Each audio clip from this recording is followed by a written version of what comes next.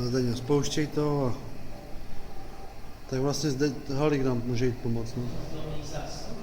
To je dobře. Ne, jenom přeskládat kachla Dvořákovi a ať to teda odjede všechno. Pašel do těch Luha, jo? Za bláznem. Já jsem ho poslal pro ty gumy, ať vyzvedne u Honzy, protože se hodí k Čechmanovi. Asi víte.